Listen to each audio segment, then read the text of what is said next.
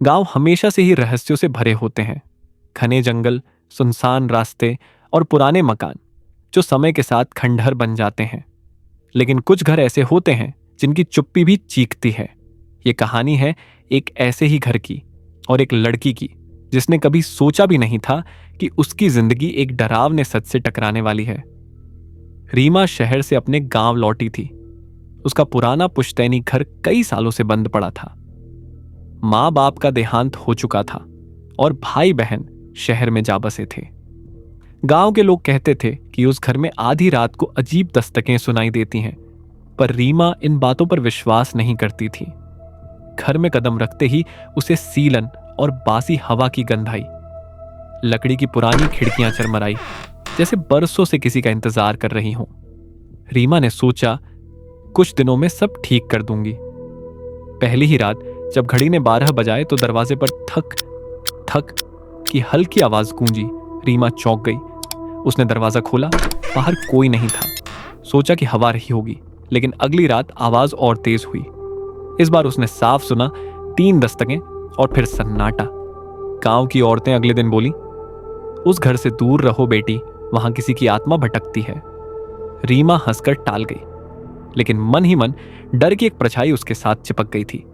तीसरी रात दस्तक के साथ एक और चीज हुई। रीमा ने देखा कि खिड़की के शीशे पर धुंधली सांसों के निशान बने थे, मानो कोई पास खड़ा हो। उसने पर्दा हटाकर देखा, बाहर अंधेरा ही अंधेरा।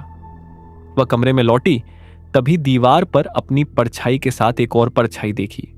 लेकिन वह परछाई उसके हाव भाव से मेल नहीं खा रही थी, जैसे कोई और उसके साथ खड़ा हो। अगले दिन रीमा ने बुजुर्ग पंडित जी से पूछा। उन्होंने गहरी सांस लेकर कहा, इस घर में 50 साल पहले एक औरत की रहस्यमय मौत हुई थी। उसका नाम सावित्री था। कहते हैं उसकी आत्मा को चैन नहीं मिला, आधी रात को वही दस्तक देती है।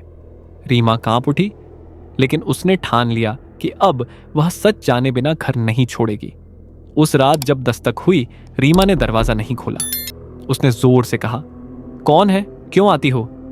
कुछ क्षण सन्नाटा रहा, फिर दरवाजे के दूसरी तरफ से फुसफुसाहट आई। मुझे अंदर आने दो, रीमा ने कांपते हुए जवाब दिया। तुम कौन हो? आवाज ने कहा, मैं वही हूं जिसे इस घर में दफन किया गया था। अगली सुबह रीमा ने घर के आंगन की मिट्टी खोदी। वहां से एक टूटी हुई चूड़ी और खून से सना कपड़ा निकला। उसकी रीढ़ में सिहरन दौड़ गई। गांव के लोग भी डर गए और बोले, यह घर शापित है। लेकिन रीमा अब पीछे हटने को तैयार नहीं थी। उसने तय किया कि वह आधी रात को सावित्री की आत्मा से आमना सामना करेगी। रात का 12 बजा। दरवाजे पर दस्तक हुई। रीमा ने दरवाजा खोल दिया। बाहर कोई नहीं था, पर हवा ठंडी और भारी हो गई। अचानक उसके पीछे से किसी औरत की चीख सुनाई दी। वो पलटी। सफेद साड़ी में एक औरत खड़ी थी, चेहरा खून से लथपथ। मुझे न्याय चाहिए, वह औरत चीखी।